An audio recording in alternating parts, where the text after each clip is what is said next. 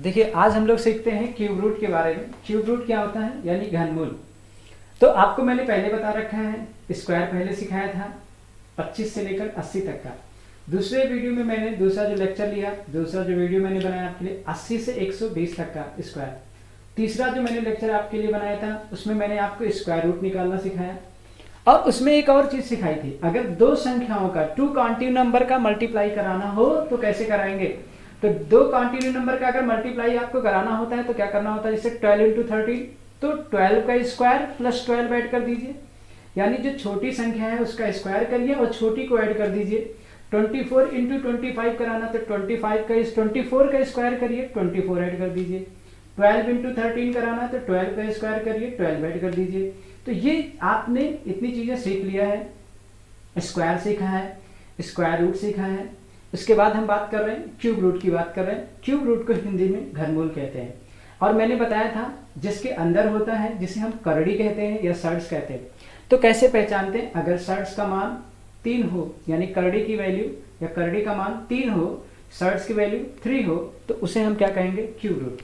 देखिए कैसे सिंबल लिखते हैं, तो आपको पता है इसका सिंबल इस तरीके का होता है, एज लाइक दिस। इसका मतलब ये हो गया करड़ी का मान कितना है, 3 है, यानी सर्ड्स वैल्यू कितनी, 3 है। तो अब ये जो सर्ड्स वैल्यू कितनी हो गई, 3 हो गई, तो इसका मतलब क्या निकालना है, क्यूब रूट। अब सबसे बड़ा पॉइंट आता है किस संख्या का निकलेगा। पहले इससे पहले ये देखिए टेबल देखिए, आप इस टेबल को देख रहे होंगे तो 1 का क्यूब कितना दिख रहा है, 1। 2 का क्यूब कितना दिख रहा होगा, 8। 3 का क्यूब कितना दिख रहा होगा, 27। 4 का क्यूब कितना दिख रहा होगा, 64। 5 का क्यूब कितना दिख रहा होगा, 125। 6 का क्यूब कितना दिख रहा होगा, 216। 7 का क्यूब कितना दिख रहा है, 343। 8 का क्यूब कितना दिख रहा है, 512। 9 का क्यूब कितना दिख रहा है, 729।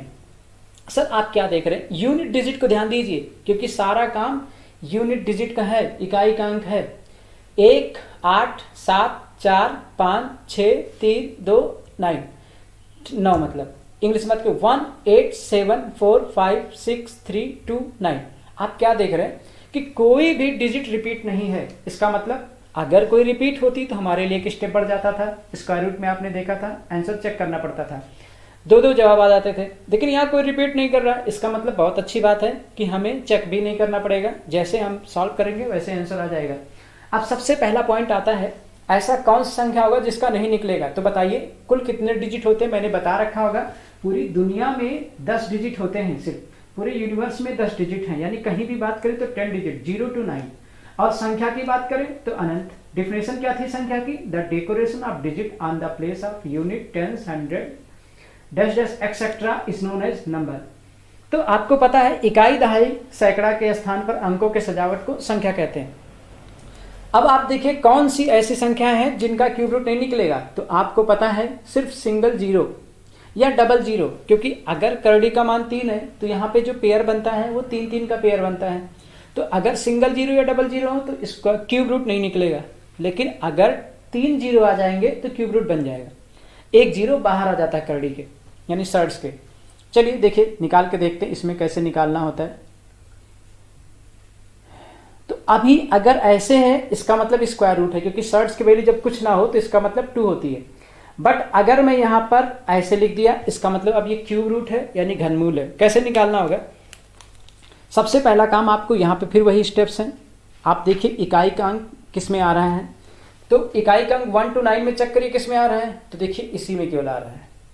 9 सिर्फ 9 में आ रहा है, तो आप यहाँ पे लिख दीजिए जिसमें आ रहा हो। पहला स्टेप फिर से देख लीजिए, पहला स्टेप आप देखना होगा यूनिट डिजिट 9, 1 to 9 के किसके क्यूब में 9 आ रहा है, तो 9 में आ रहा है, आप लिख दीजिए। इतनी बात अगर क्लियर हो गई हो तो करड़ी का मान कितना है, 3। स्क्वायर रूट में करड़ी का मान कितना था, 2। तो स्क्वायर रूट में क्या करते थे, अगर करड़ी का मान 2 है तो 2 अंक छोड़ते थे, 2 अंक लीव करते थे। यहाँ करड़ी का मान कितना है, 3, तो कितने अंक यहाँ लीव करेंगे, 3। आप यहाँ से 3 अंक लीव कर दीजिए, इधर से लीव 3 डिजिट। कितने डिजिट लीव करेंगे, 3 डिजिट, यानी 3 अंक छोड़ने पर। तो अब आप 3 अंक छोड़ दीजिए, तो बची संख्या कितनी, ये ध्यान दीजिए, ये रिमेनिंग नंबर है तो 24। अब ये 24 किसका क्यूब हो सकता है, तो 24 किसका क्यूब हो सकता है, तो 1 to 9 में देखिए 24 3 का ही ज़्यादा हो गया, 2 लिख दीजिए, आंसर आ गया। यानी आपको पता चल गया ये इसका क्यूब रूट कितना आ गया, 29 आ गया। चलिए एक और देखते हैं। अब ये स्क्वायर रूट है, अब ये क्यूब रूट हो गया। तो सबसे पहला क्या चीज़ सिखाया मैंने, यूनिट डिजिट चेक करिए किस में आ रहा है, 6। तो देखिए 6 अगर आप देख रहे होंगे तो 6 में आ रहा है, 6 इसमें आ रहा है।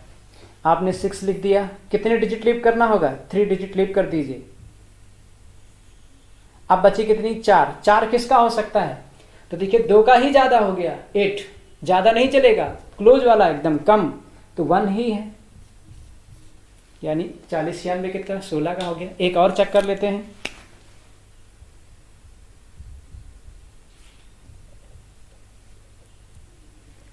अब देखिए यूनिट डिजिट कितना है, 3।